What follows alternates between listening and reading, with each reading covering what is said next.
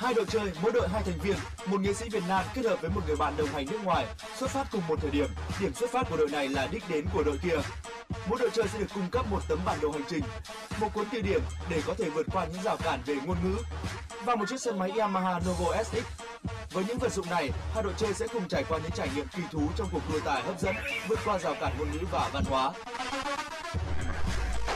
Mỗi ngày, mỗi đội chơi đều phải hoàn thành từ 2 đến 3 nhiệm vụ của chương trình giao cho. Mỗi thử thách, nhiệm vụ của chương trình đưa ra đều kèm theo một số điểm nhất định. Vào cuối mỗi ngày, đội chơi đều phải thực hiện 2 phần thử thách cố định, kiểm tra độ hiểu ý giữa hai thành viên. Hai thành viên của đội chơi sẽ được tách riêng để tham gia trả lời phỏng vấn với 5 câu hỏi trắc nghiệm giống nhau. Kiểm tra ngôn ngữ, các thành viên sẽ nhận được riêng nội dung thi ngôn ngữ của mình phù hợp với trình độ của từng người. Khi hai đội cùng về đích, đội nào có tổng số điểm tích lũy của cả hành trình cao hơn sẽ giành chiến thắng chung cuộc và giành giải thưởng của chương trình trị giá 30 triệu đồng. Hai đội chơi Trang Trần Caric đã có một cuộc tranh tài khá quyết liệt và ấn tượng trong hành trình Tây Bắc. Trở lại miền Tây Nam Bộ lần này, chúng ta sẽ cùng được thưởng thức những cảnh đẹp nổi tiếng của miền sông nước, là cầu Mỹ Thuận, là bến Ninh Kiều, là những cánh đồng sen bạt ngàn đang mùa trổ bông. Bên cạnh đó là phần thi đầy kịch tính của hai đội chơi, là những thành viên trẻ nổi tiếng của làng truyền hình Việt. Đồng hành cùng với họ là những người bạn nước ngoài vô cùng trẻ trung, sôi nổi và đáng yêu. Ngay bây giờ chúng ta hãy cùng gặp gỡ Hoàng Phi để biết hai nghệ sĩ tham gia chương trình lần này là ai nhé. Chào mừng tất cả các bạn đã quay trở lại với Bạn Đường Hợp Ý. Và ngày hôm nay Hoàng Phi quay trở lại với chương trình này không phải với vai trò là khách mời nữa, mà sẽ trở thành MC thay mặt cho ban tổ chức để dẫn dắt hai đội. Và đây là một hành trình đầy những khó khăn thử thách dành cho hai đội chơi. Và ngày hôm nay, đội chơi đầu tiên đó chính là đội chơi của diễn viên trẻ Hồ Bích Trâm.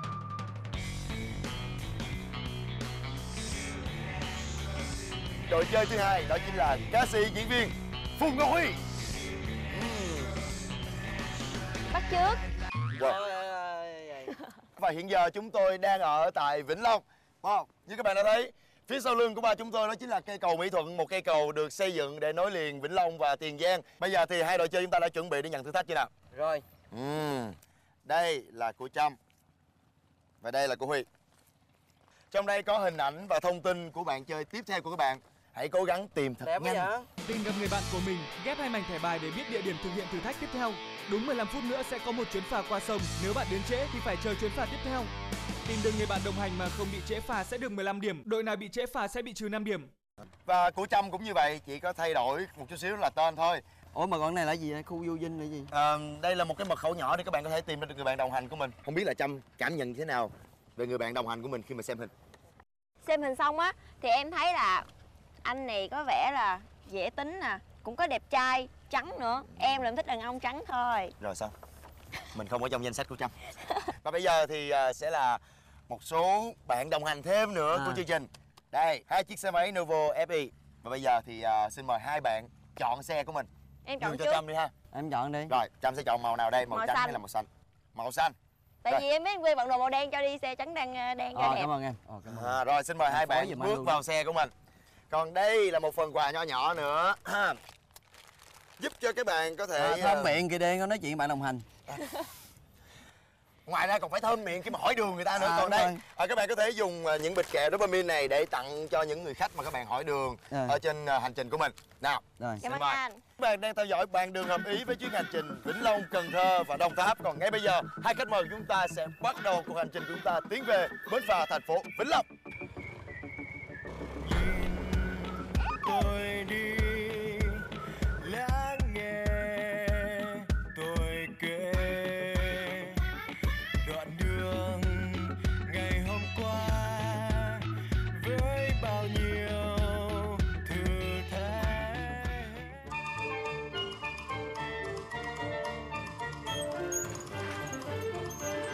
Xin chào tất cả các bạn, mình tên là Adi, là người Ba Lan, tham gia chương trình Bạn Đường Hợp Ý. Hy vọng là cái bạn của mình trong nhóm sẽ là một cô gái rất là xinh.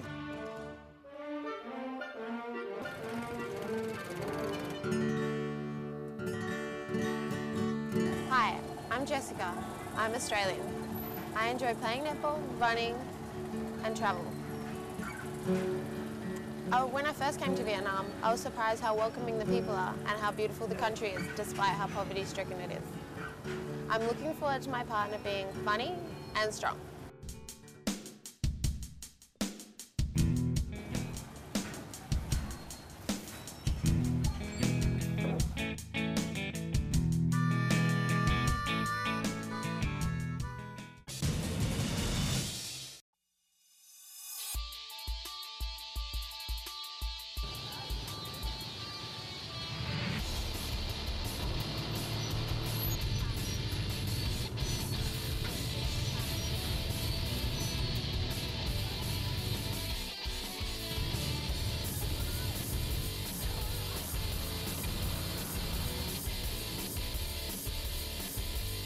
gặp người của tôi rồi.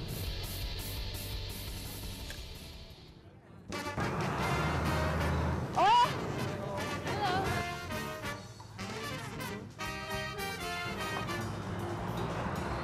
Anh ơi, hỏi này cái.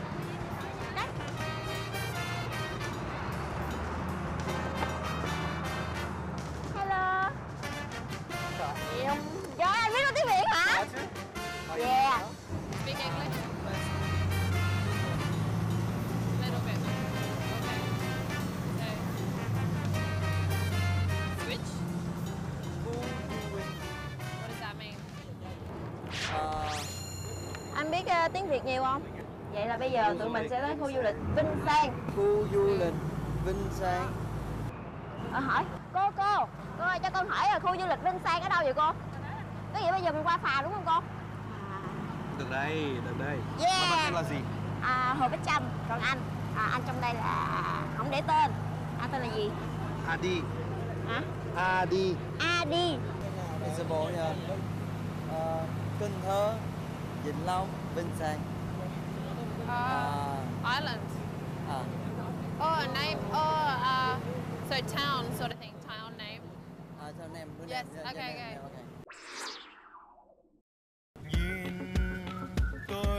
Thì là hồi mình quay về Tây Trung thôi. Đi lẹ đi, mình trễ là mình bị trừ điểm á. Hỏi. Chú ơi, cho con hỏi khu du lịch Vinh Sang á. Rồi, mày không phải tới ngã tư rồi trai. Dạ, cảm ơn ạ. Dạ. Công ty. Chạy tiếp không phải.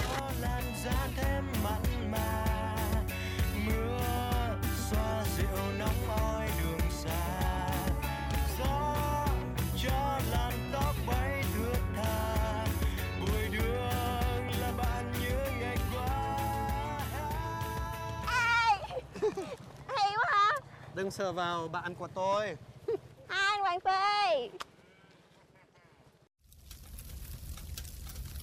Hiện giờ các bạn đang thấy ở đây là có hai cái gánh, một cái gánh lục bình và một gánh củi. Nhiệm vụ của các bạn đó chính là phải cùng với chiếc xe máy của mình gánh được những cái gánh này tới cổng khu du lịch và có một cái địa điểm để các bạn đậu xe vô đó. Đội thắng sẽ được 15 điểm, còn đội thua sẽ được 10 điểm. Nhưng mà đây các bạn phải hoàn thành được cái nhiệm vụ nhỏ này trước đã. Ở đây hiện giờ có 40 cái bánh, hai màu khác nhau, màu trắng và màu hồng. Đội nào ăn xong trước trong vòng 15 giây sẽ có quyền lựa chọn được hai gánh này. Có một gánh nhẹ hơn, vì vậy các bạn phải cố gắng hoàn thành thật tốt nhiệm vụ này. Còn bây giờ bắt đầu. Vậy đi cho nó gọn gàng trước. 1 2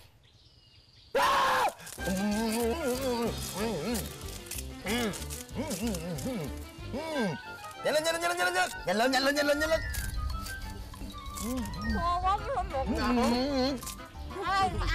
Hiện giờ thì Phi thấy là đội của Huy đang dẫn trước một cái bánh. Cố lên. Hiện giờ thì hai đội đang hoàn thành phần thi của mình với số lượng là 20 cái bánh mỗi đội. Và nếu như đội nào ăn trước thì sẽ được có quyền chọn được cái gánh có khối lượng nhẹ hơn. Hiện giờ số lượng bánh của đội Phùng Ngọc Huy còn lại là 6 cây trên mâm.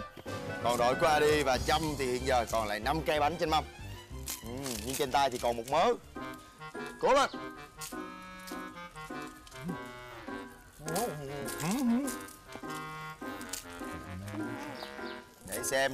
Để xem đội nào kết thúc cái bánh cuối cùng trước đây.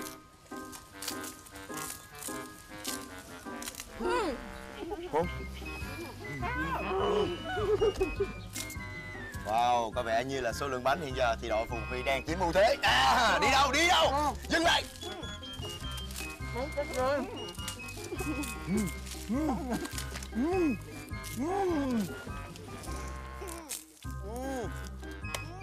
Tàn. Như vậy là thử thách này đã được đội Phùng Ngọc Huy hoàn thành một cách nhanh hơn. Như vậy là đội của Phùng Ngọc Huy cũng như là Jess có quyền chọn ra được cái gánh của mình. Ê, cái này gọi là nhường cho thắng đó. Bạn sẽ chọn gánh nào, gánh cũ hay là gánh lục bình? No, this one. No, it's soil. It's got soil. Sao? Như vậy là hai đội đã chọn được gánh củi của mình. Đội của Huy là chọn gánh củi, còn đội của Trâm và Adi bắt buộc phải chọn gánh lục bình. Vậy hiện giờ nhiệm vụ của các bạn đó chính là mang cả xe cũng như là hai cái gánh này đến địa điểm là cổng khu du lịch. đặt vào đúng vị trí của nó và đội chiến thắng sẽ được 15 điểm, còn đội thua sẽ được 10 điểm. Và đội thắng trong thử thách vừa rồi sẽ được ưu tiên hơn, đó chính là xe sẽ được đặt trước, và đó là một lợi thế rất lớn. Chúc các bạn may mắn. Và hiện giờ Phi sẽ bơi tới khu đó trước để chờ và quyết định xem ai sẽ là người tới trước. Đi đây.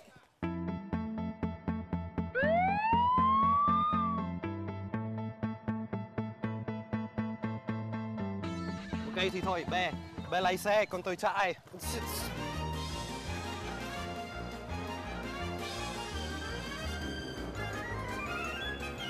Bộ Hồng Quy kìa, ngang vậy sao cho người ta chạy được? Trời ơi, để ngang vậy sao người ta chạy hả?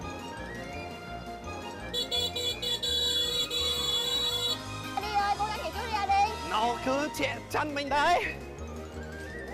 Đi ơi, lên nữa. Rồi, chạy.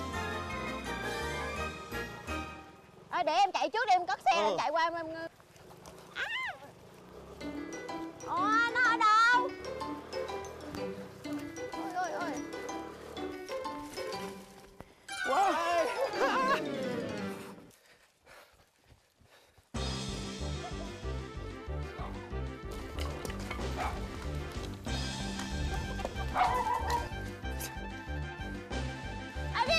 Ai đi. Ủa Thanh rớt rồi. Ủa hả? Mọi người đâu rồi? Đi. You want help? Chú ơi, thấy anh Hoàng Phi mọi người đâu? Thôi vô trong đây hả? Đi. Chạy vô. Bỏ tay. Đi. Đứng chết. Bỏ tay. Rồi. Mẹ không ai đi. Anh Hoàng Phi kia rồi. Bỏ tay. Nào. Bỏ tay. Bỏ rồi.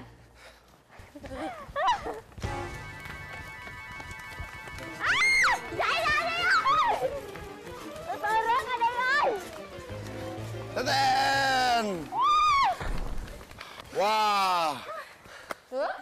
Như vậy là có một sự bất ngờ ở đây, đó chính là đội của Phùng Ngọc Huy dù được ưu tiên nhưng mà đã đến sau.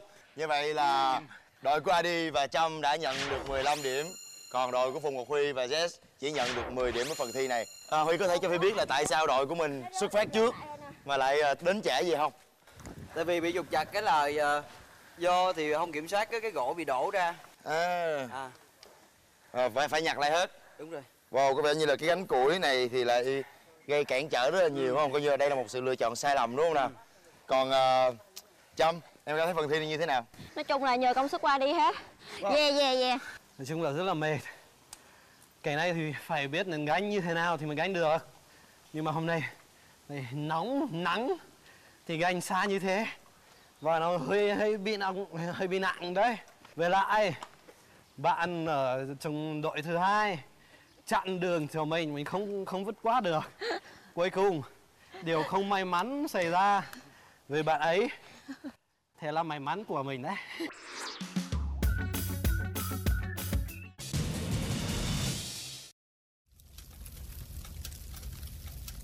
Các bạn đang quay trở lại với bạn Đường Hợp Ý và ngay bây giờ họ sẽ bắt đầu vòng thi thách đấu liên hoàn. Và nhiệm vụ của các bạn trong vòng này cực kỳ không hề đơn giản. Hai đội sẽ cùng thi đấu liên hoàn các nội dung đạp vịt, đua thuyền thúng, chạy 2 người 3 chân, đua xe trượt cỏ. Đến các vị trí đã được cắm cờ vàng, đội hoàn thành sớm nhất sẽ giành được 25 điểm, đội về sau được 20 điểm. Thể hiện quyết tâm của đội mình cái coi nào. Yeah. Đừng la. Rồi, Nhiều. vậy thì ngay bây giờ các bạn sẽ cùng đến với thử thách liên hoàn. Thời gian thi đấu chính thức được bắt đầu. Lên trước đi. Lên trước đi em giữ ra. Đạp đi. Em đẩy ra, em cứ tiếp tục đạp đi.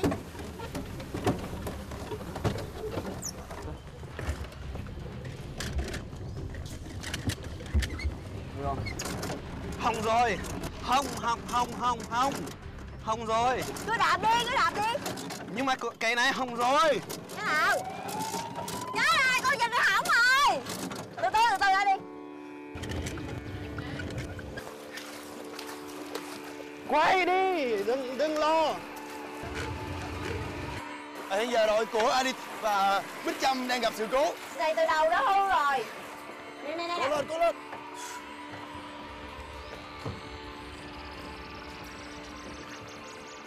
Cố lên. Cố lên. Ok, bắt đầu nhá. Ok.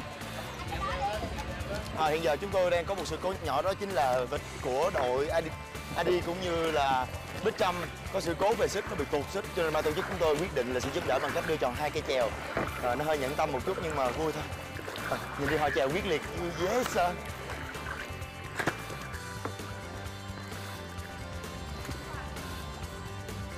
Mạnh lên nữa đi ơi. Rồi đưa tay đây, đưa tay đây.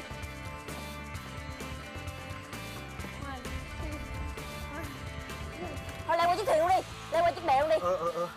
Từ từ baby. Rồi đi.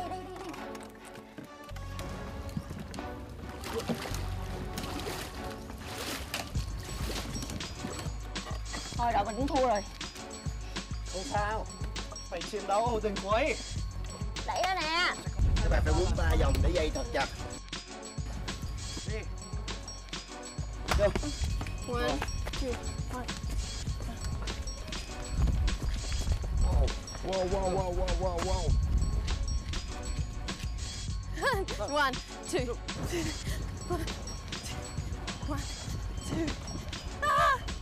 1, 2. Bây giờ nha. Đây, em.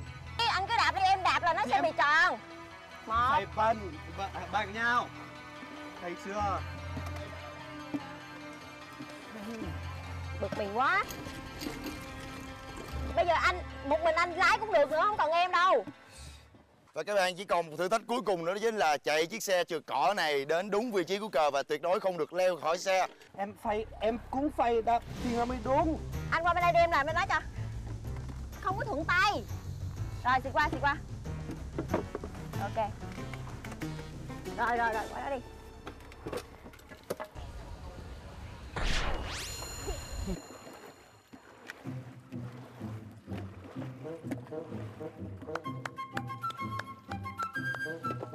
Nhanh lên nào. Các bạn cảm thấy là phần thi này như trước. 1, 2, 3. điểm nào? Khó khăn của đội của Huy với Jessica là lúc mà chèo xuồng. Tại vì hai bên nhiều lúc không có hiểu ý nhau á, làm cho cái xuồng bị quay vòng vòng. Nhưng mà lúc sau thì cũng nói Jessica stop thì Jessica stop lại. Xong đó thì Huy là đầu tàu, Huy điều chỉnh lấy được. Cũng may là hai bên cũng rất là hiểu ý nhau nên vòng này cũng đã thắng đối thủ Gần như tuyệt đối. Gần như đó. Và khoảng thời gian cách cũng rất là xa. Bây giờ thì Adi cũng như là Bích Trâm đang hoàn thành phần thi của mình.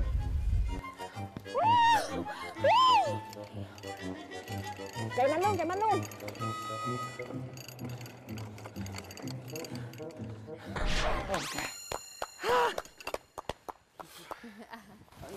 Dịch bị hư phải không? Hiện giờ tổng số điểm của hai đội đang là 50-50. Các bạn đang bằng nhau và hy vọng những vòng thi sau thì các bạn sẽ cố gắng thật nhiều. Nói về phần thi của đội Adi cũng như là Bích Trâm thì Phi thấy là lúc mà chèo thuyền, chèo cái thúng đó thì hình như hai bạn đã có tranh cãi rất là nhiều. Không biết là hai bạn có thể chia sẻ cho tất cả các bạn khán giả được biết được không ạ? Tại vì lúc hai người chèo thì em leo bên đây thì ngược tay không chèo được, khi mà đổi bên thì thuận lợi hơn. Mà Adi thì cứ không biết sao nữa, cứ nói em cứ chèo đi, bên đây mình cũng đang chèo rồi mình phải dừng lại thì cái Adi mới chèo được. Tại nếu em mà chèo là cái thùng nó cứ xoay vòng tròn thì đó, cứ như vậy mà tranh luận. Nói chung là cả hai đều nóng tính. Vì đang phát hiện ra là hai đội đang có một cái tính tình rất là trái ngược nhau. Đội của Phùng Ngọc Huy và Jessica thì rất là nhường nhịn nhau. No. Lập tức Jessica dừng lại và Huy là đầu tàu để tiếp tục chèo. Còn đội của bạn thì có một cái bất lợi đó là hai bạn cùng nóng tính, mà biết đâu nó sẽ là ưu điểm ở những vòng thi sau, đúng không nào? Còn bây giờ chúng ta hãy cùng đến với thử thách tiếp theo của chương trình Bạn Được Hợp Ý.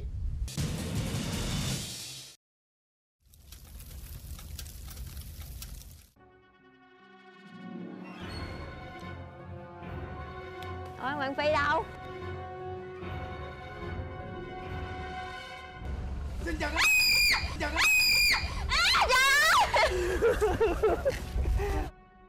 Nhiệm vụ kỳ này rất đơn giản.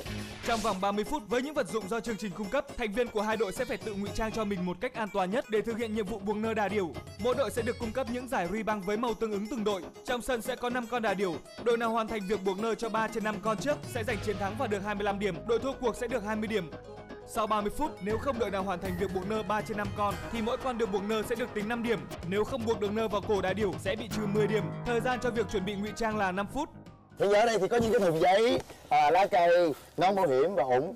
Các bạn có thể sử dụng những cái này giống như là một vật trang trí để có thể tiến vào đó và cột chiếc nơ vào đà điểu. Các bạn nên nhớ các bạn có 30 phút và tuyệt đối đừng làm cho đà điểu hoảng sợ, vì nếu nó hoảng sợ thì nó sẽ chạy rất nhanh và xác suất mà các bạn cột được ruy băng vào cổ nó là cực kỳ khó. Rồi, hai đội đã chuẩn bị chưa? Rồi. Chuẩn bị.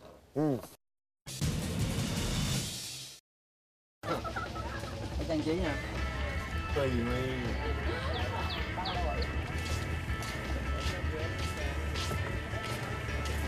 Xoay ngược lại đi, em xoay vì cái tay mới là ngắn, không muốn cột nó rồi.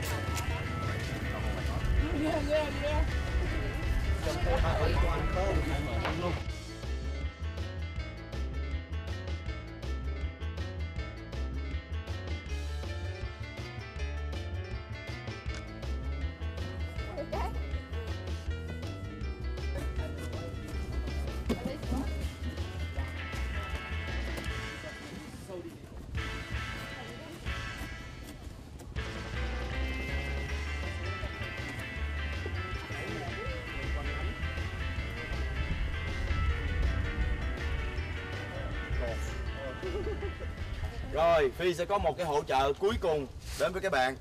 Phi nghĩ là gói kẹo này sẽ ăn kẹo đâu? Không, nhưng mà cái anh nuôi đà điểu ăn kẹo. Phi nghĩ là với gói kẹo này thì 4 bạn có thể lấy được rất là nhiều kinh nghiệm từ huấn luyện viên tại cái khu vực nuôi đà điểu này. Và hy vọng là các bạn sẽ nắm bắt nó. Rồi, Phi sẽ giao cho Trâm. Chúc các bạn may mắn và thời gian sẽ được tính khi người cuối cùng bước vào trong sân. Còn ngay bây giờ các bạn hãy xem những khách mời của chúng ta đến với thử thách này như thế nào. Lấy giùm em một cái lọc. Hai đội chơi, không biết là cái anh huấn luyện viên đã dặn dò các bạn thật kỹ chưa nào. Rồi, và ngay bây giờ hai đội chuẩn bị. Đội của Bích, Trâm và Adi chuẩn bị xong chưa nào? Ok xong. 30 phút của các bạn bắt đầu.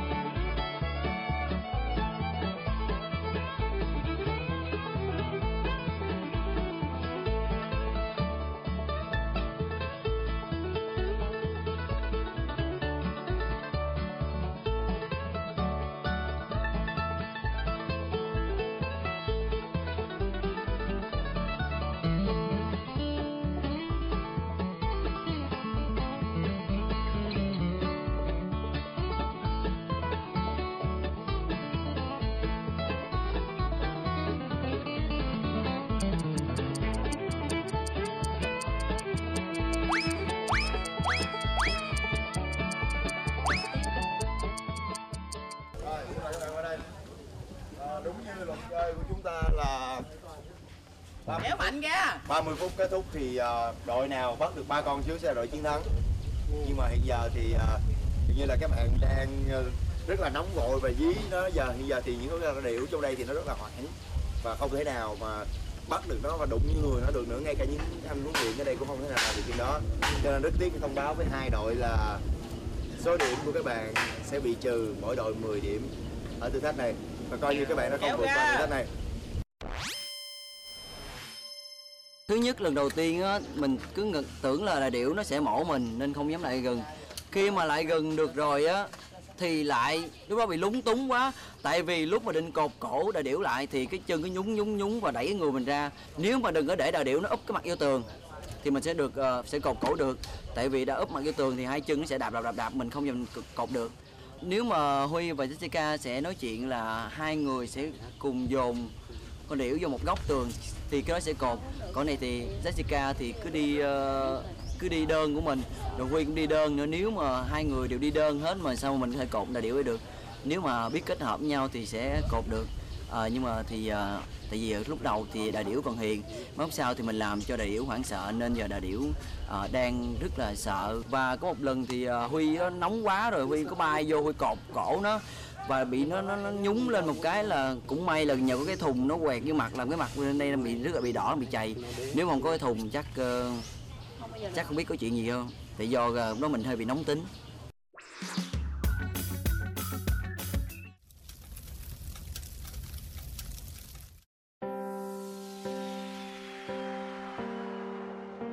Mời các bạn tới đây.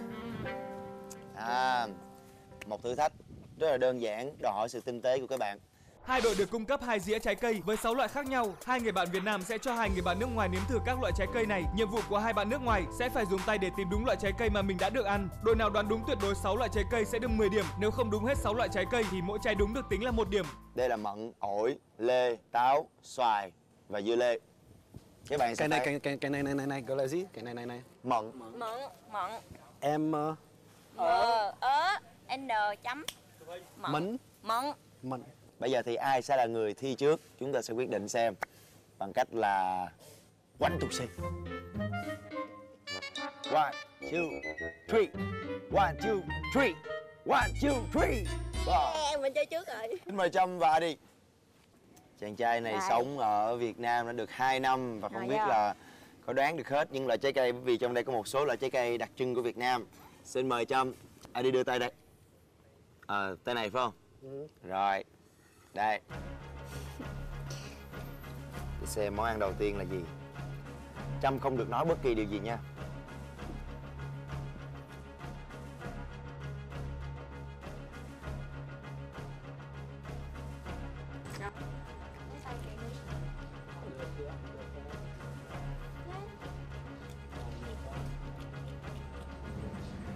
Trời. Hết trái cây.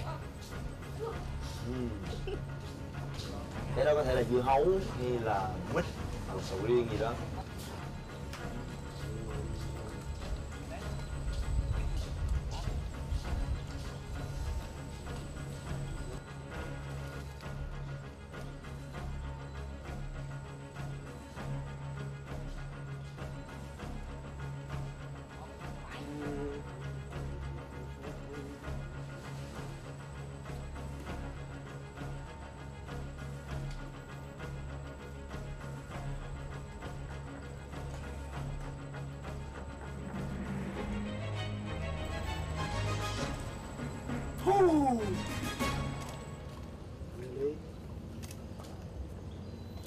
Xin mời.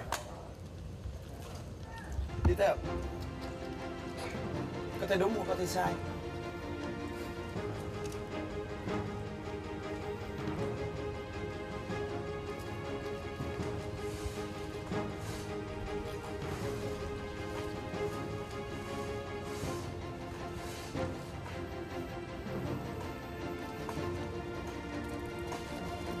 Lợi thế của Adi là sống ở Việt Nam rất lâu.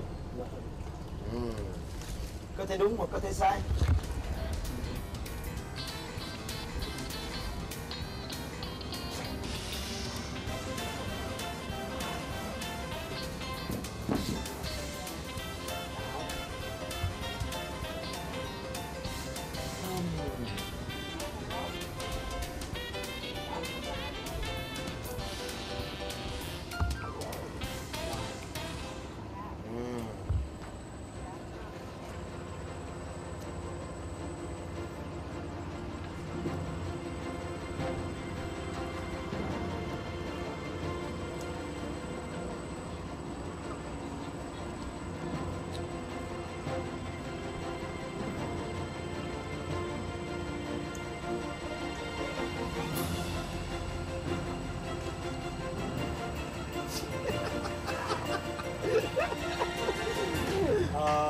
Chạy đi.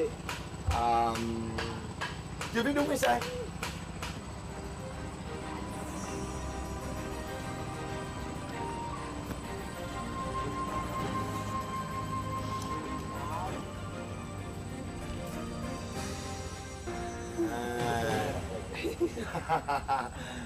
Đi và Trâm đoán đúng được lê, mận, táo, xoài, nhưng mà có một cái trái mà ID ăn hết cả miếng, đó là trái ổi, nhưng mà ID lại chọn là trái dưa lê. Như vậy là đội của Trâm và ID chỉ đoán đúng được 4 trái và có sự sai sót ở dưa lê và ổi. Vì vậy các bạn chỉ được 4 điểm cho phần thi này. Ngay bây giờ xin mời đội của Phùng Ngọc Huy và Jessica. Không cần phải gấp gáp gì về mặt thời gian hết, chỉ cần cảm nhận, và Huy không được nói nhắc nhở tên bất kỳ gì, Huy chỉ có thể giúp cho Jessica ăn được thôi. Xin mời Huy. Huy sẽ là người đút cho Jessica ăn.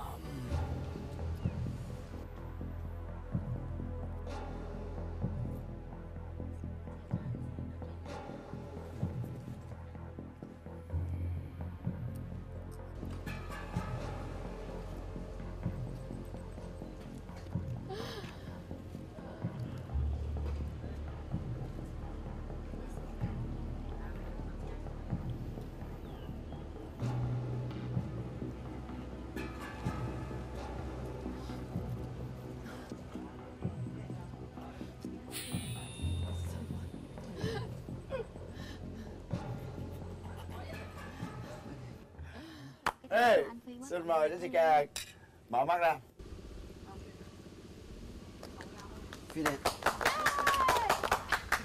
Yeah. Như vậy là đội của Huy đang có 10 điểm trong tay. Bây giờ thì có vẻ như điểm số đang rất là sát, và hy vọng rằng cả hai đội sẽ hoàn thành thật tốt. Nào, bắt đầu.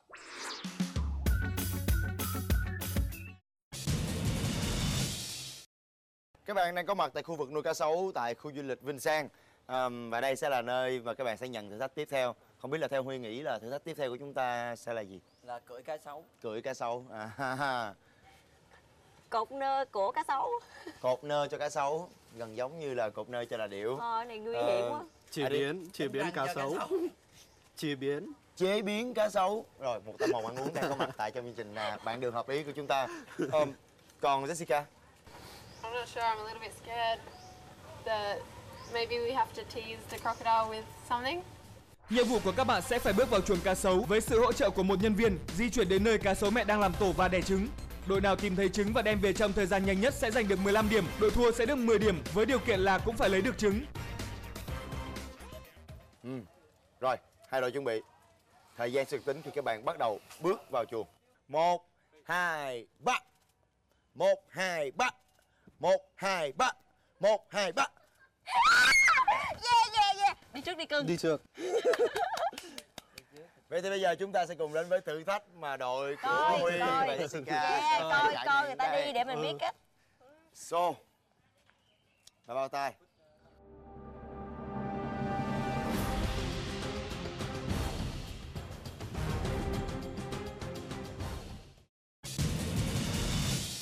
Bắt đầu.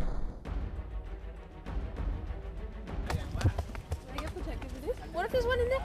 Fuck that! Okay.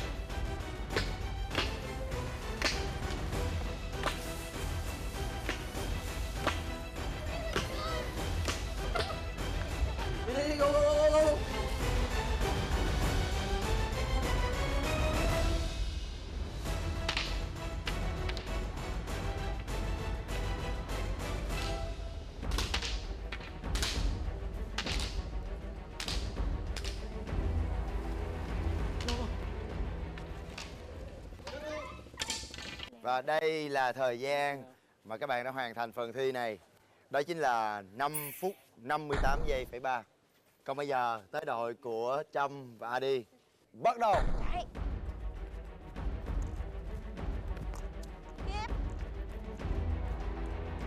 Anh phải lên với cùng với em với anh. Hồi nãy đội bên kia anh giúp quá trời.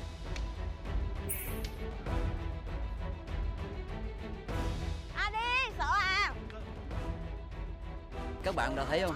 Huy đã giấu cái trứng ngay chỗ mà cá sấu mẹ đang nằm ở đó.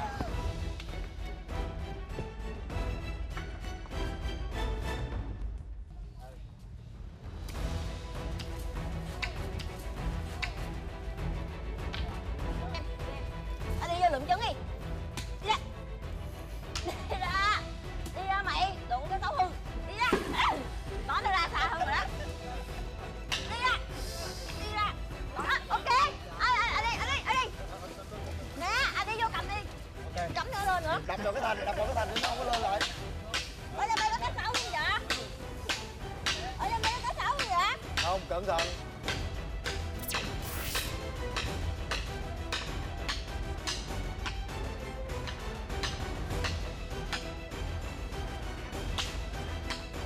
Đang là 2 phút 17 giây. Hy vọng là họ sẽ vượt qua được thời gian mà đội của Huy cũng như là Jessica. Wow.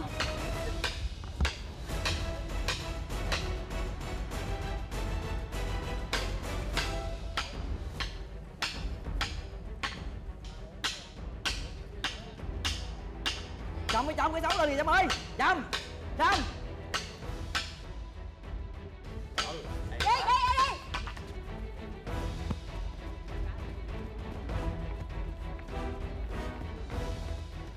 Và hết giờ. Cẩn thận. Oh my god. Đây là quả trứng của đội Adi và Trâm. Còn bây giờ mới là cái giờ phút quyết định. Bạn nghĩ là bạn hoàn thành phần thi của mình nhanh hơn đội của Huy? Chứ không nhanh đâu. Cái giai đoạn mà bới tìm này lâu lắm. Tại vì giấu kỹ quá à. Rất tiếc phải thông báo với bạn là thời gian của bạn là 3 phút 45 giây. Chúng ta đã tìm được một nhân vật mới của bạn được hợp ý, nữ hoàng cá sấu. Và như vậy thì kết quả đã quá rõ ràng. Trong thử thách này thì đội của Huy mặc dù thi trước nhưng mà chỉ đạt được 10 điểm. Đội của Trâm và Adi 15 điểm.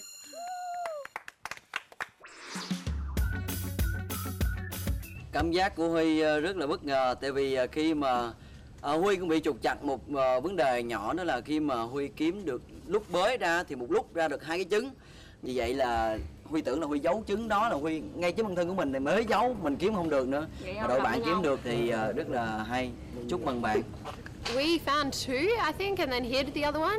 And so he was trying to hide it as best as he could, and then she obviously found it. But it was extremely frightening, and despite losing, I wouldn't be willing to do that again, because crocodiles are deadly. Congratulations to the other team. Lúc đầu thì Trâm có nói là thi sau thì sẽ bất lợi nhiều thứ. Bởi vì đội trước sẽ giấu hết trứng này nọ cái thứ, nhưng mà thấy không, khi mà người ta giấu trứng thì cũng đã mất thời gian rất là nhiều. Họ sao? Khi mà đối đầu với cá sấu thì cảm thấy như thế nào? Nói Adi sợ, Adi không chịu. Tại vì Adi không phải là sợ mà là Adi hơi bị nhát tay với con cá sấu. Còn em mà chẳng sợ, tại vì nó đồ ở xa mình. Mỗi lần mà nó tạt lên vậy là chỉ có một đoạn vậy thôi, nên không có sợ. Không?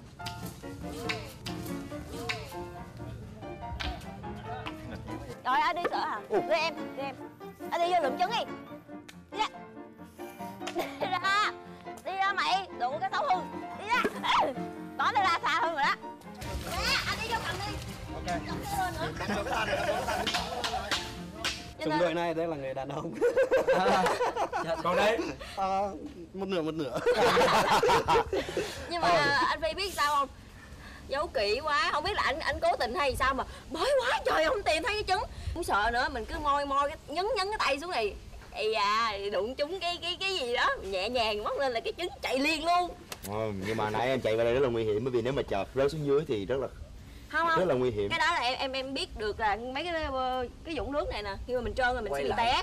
Không sợ quay lại mà là mình té. Cho nên á là em chạy, anh để ý đi, em không có chạy vô mấy vũng nước đâu, em chạy mấy cái chỗ khôi nè.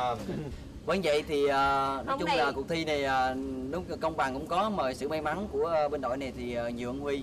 Thôi thua cũng là đáng chịu. Cái này gọi là do ăn ở. Rồi. Bình tĩnh. Như vậy thì hiện giờ điểm số đang có sự chênh lệch và các bạn vẫn còn cơ hội để có thể cân bằng được số điểm đó. Còn ngay bây giờ các bạn đã chuẩn bị đến với thử thách tiếp theo chưa? Rồi, đi.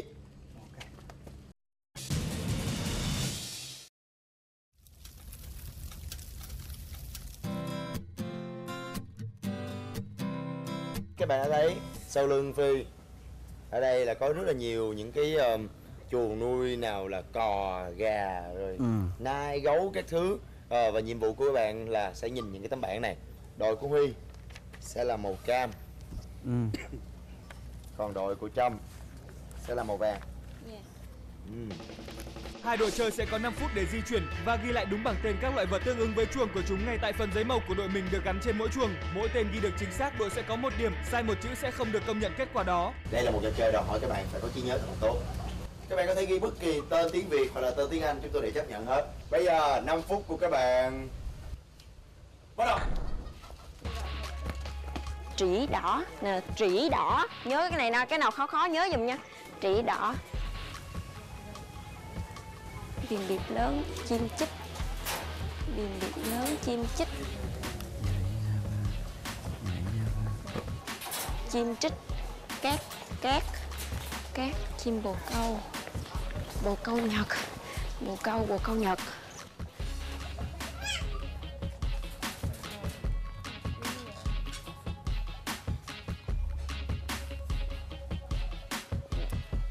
Nhớ những cái khó giùm em thôi, còn cái mấy dễ em nhớ rồi. Rồi nhớ cái này. Java. Rồi. Còn kia là chữ đỏ. hai cái. Diệt xám. Nè nhớ hai cái này nè. Diệt xám là con này, diệt xám, diệt lửa. Còn ngành lớn mấy con này thì dễ rồi, em nhớ rồi. Huy, remember. Oh, laser adjutant. Như vậy là thời gian dành cho các bạn để nhớ những cái bảng tên này đã hết. Bây giờ chúng tôi sẽ cho các bạn thêm vài phút nữa để có thể ghi tên vào bảng và bắt đầu dán vào những cái bảng của chúng tôi. Và các bạn nên nhớ 20 bảng, mỗi bảng đúng sẽ được 1 điểm. 5 phút dành cho các bạn để có thể điền những cái tên vào và dán tất cả những cái bạn ở chuồng ở đây. 5 phút bắt đầu. Xin mời các bạn.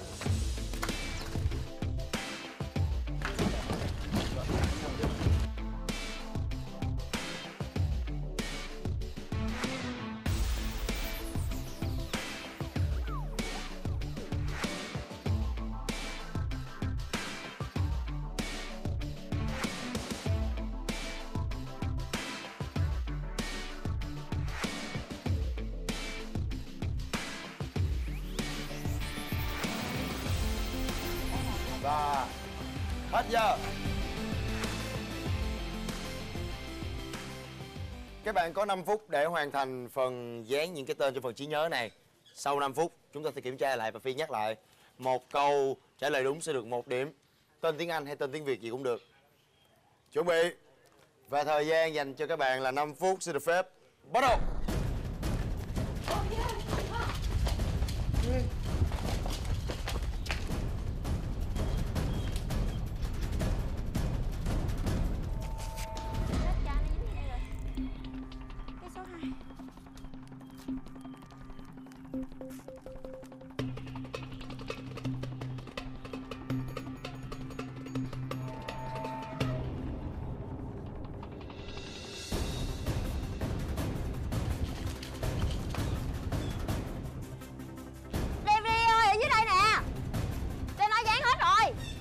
Hết giờ. Em nghĩ là anh chính xác 20/20, nhưng mà có nhiều chỗ thì em không có ghi tờ giấy vàng mà lỡ ghi vào tờ giấy trắng.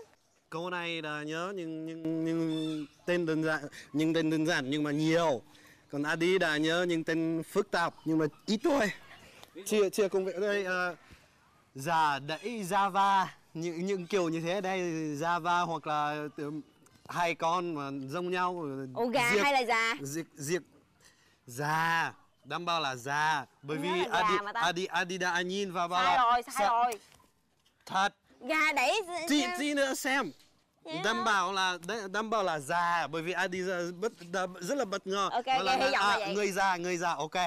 Hiểu chưa? Ok. Yên tâm. Nói chung là Huy nghĩ là xác suất trúng chắc cũng khoảng chừng 17-18. Tại vì cái bất lợi là của đội Huy không có như đội bên kia là tại vì Jessica không biết tiếng Việt. Mà một người vừa biết tiếng Việt, người viết tiếng Anh nên nhiều lúc người này ghi tiếng Việt rồi người kia không vô tình không biết viết tiếng Anh, làm hai cái nó bị trùng nhau. Đó là một cái bất lợi đối với đội của Huy.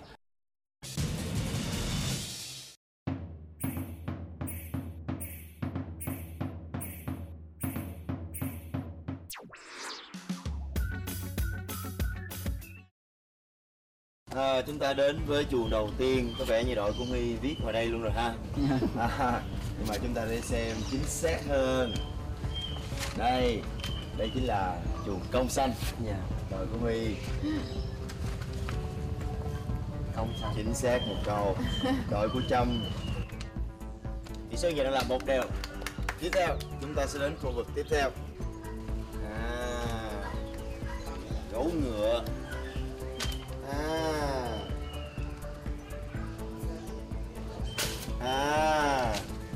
Rồi, tỷ số hiện giờ đang là 2 đều và chúng ta sẽ đến với khu vực tiếp theo.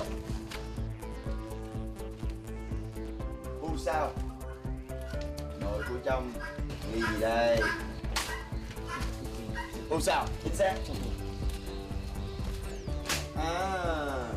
Và đáp án là U sao? Tỷ số hiện giờ đang là 3 đều. Có một rắc rối nhỏ ở khu vực này là đội của Huy. Có dán tổng cộng là 2 tấm bảng ở đây. Chuồng heo rừng. Đáp án của Trâm là heo rừng. Còn 2 đáp án của Huy là gì đây? Wow, đây là con cò cổ rắn. Xin giới thiệu với bạn, cò cổ rắn. Mặc dù nó hơi giống con heo.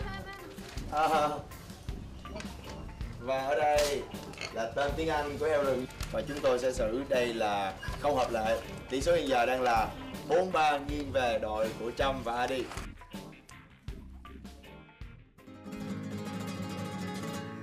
Đội của Huy và đội của Trâm.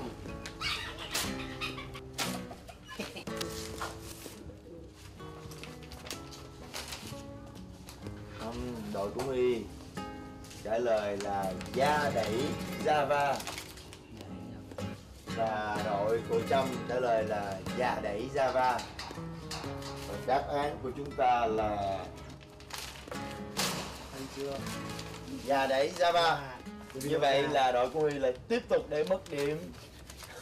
Cảm ơn. Hết. Như vậy là tất cả những cái chuồng ở đây đều được các bạn ghi tên và điểm số thì chúng tôi sẽ công bố sau ít phút nữa trong chương trình Bạn Đường Hợp Ý của chúng ta. Kết thúc thử thách cuối cùng thì đội của Adi cũng như là Trâm được 18 điểm.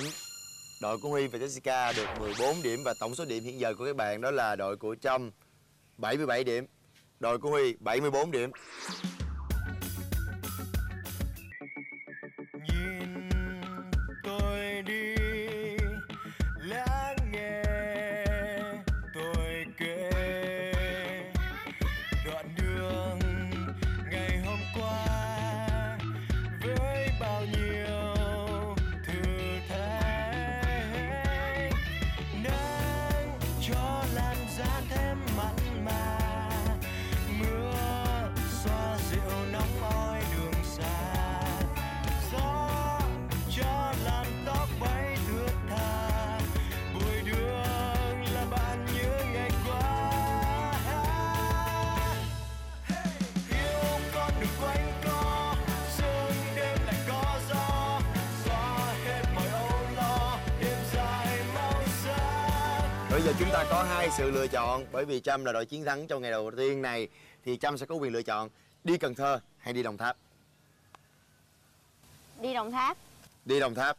Tại sao lại chọn đi Đồng Tháp trước? Thích Đồng Tháp hơn Cần Thơ hả? Tại vì Cần Thơ đã từng đi rồi, còn Đồng Tháp thì chưa đi. Đây là rất là cá nhân, tôi chưa đi Đồng Tháp, tôi muốn đi Đồng Tháp. Còn đội của Huy như vậy là đội của Huy và Jessica sẽ phải đi Cần Thơ để bắt đầu những ngày thử thách tiếp theo và chúc các bạn may mắn.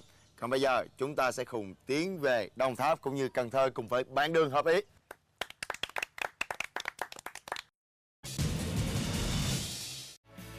thúc những phần thi đối kháng tưng bừng và quyết liệt của hai đội chơi, đội Bích Trâm và Adi đã chọn cung đường tiếp theo là Đồng Tháp, còn Phùng Ngọc Huy và Jessica sẽ thực hiện thử thách tiếp theo ở Cần Thơ. Những nhiệm vụ cam go nào đang chờ đợi họ? Mời quý vị và các bạn cùng đón xem tập tiếp theo vào lúc 22 giờ ngày 9 tháng 6 trên kênh HTV7.